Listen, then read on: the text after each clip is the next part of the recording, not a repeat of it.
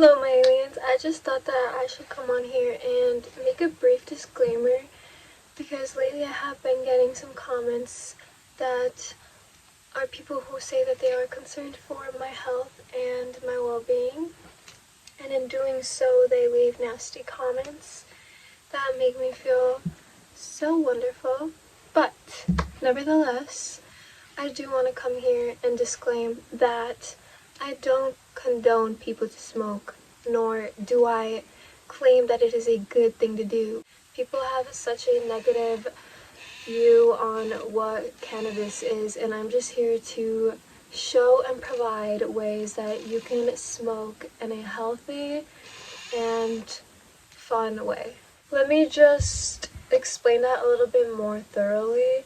There are so many negative ideas that have been constructed around cannabis and its uses, and how it dumbifies you, how it makes your cognitive function slower. Like, there's a lot of bad stereotypes that surround cannabis, and I just want to be someone that you guys can come to learn more about actual factual facts about cannabis, the pros and the cons, how it helps. Yin and yang. With good there comes bad, and there has to be an even balance when it comes to your intake. Now, there are many studies that have proved that marijuana has been used for thousands of years as a medicinal way to cure, a way to relieve anxiety, a way to help people with certain disabilities and disorders. There's a lot of things that cannabis is good for. But if you go looking to smoke cannabis as a means to just have fun, which is totally valid, but there comes a line to having fun. If you're smoking in the morning, in the afternoon, at nighttime, like, obviously you're going to start running into issues quicker than people who actually limit their intake. Now, if you are more of a heavy smoker, that is totally valid. There are other ways that you can help with harm reduction, such as edibles.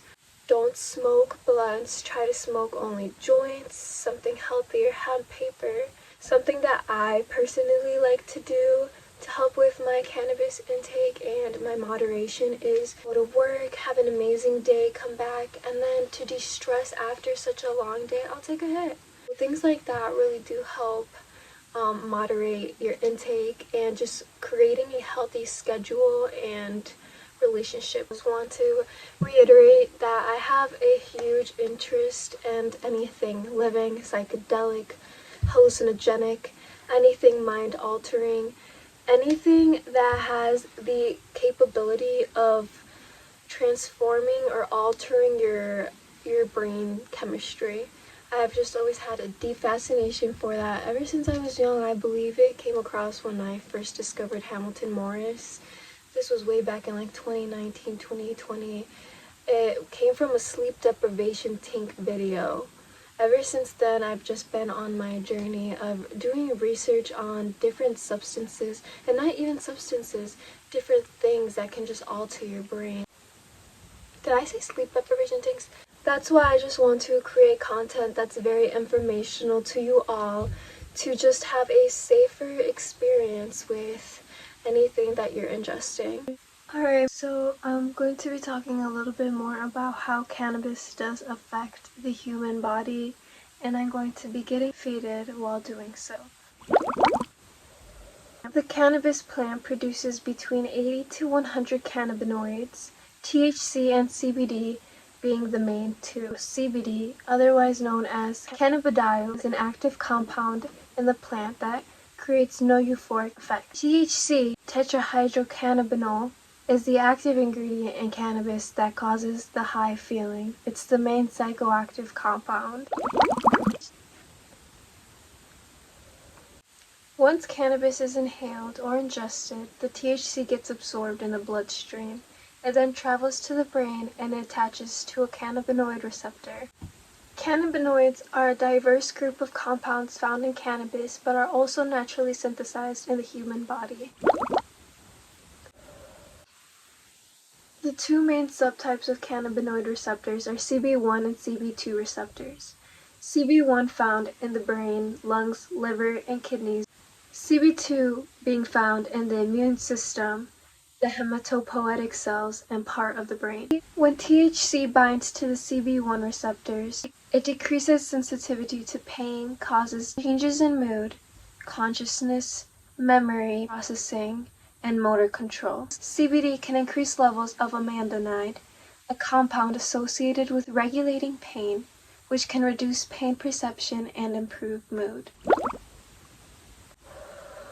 So basically, what are the pros and cons of smoking cannabis? Some of the pros are it relieves anxiety, it helps with chronic pain, it helps with epilepsy, helps recover patients who have suffered from opioid addictions. It has anti-cancerous effects. It's a better alternative to alcohol and cigarettes. It has miscellaneous health benefits, a heightened mood, appetite, sleep, communication, creativity, and stress relief.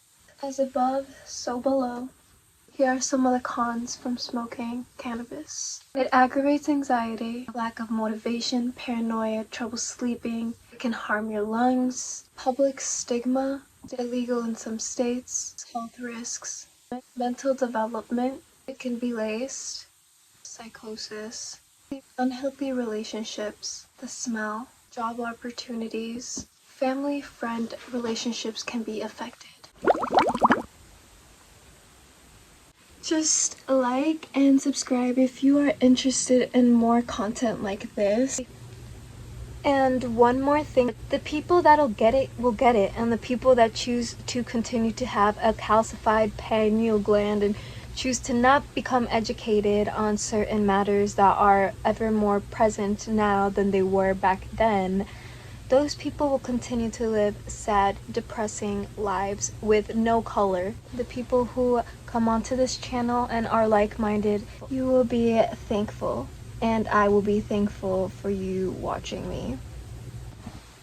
What's meant for me is already mine, and what's meant for you guys is already yours.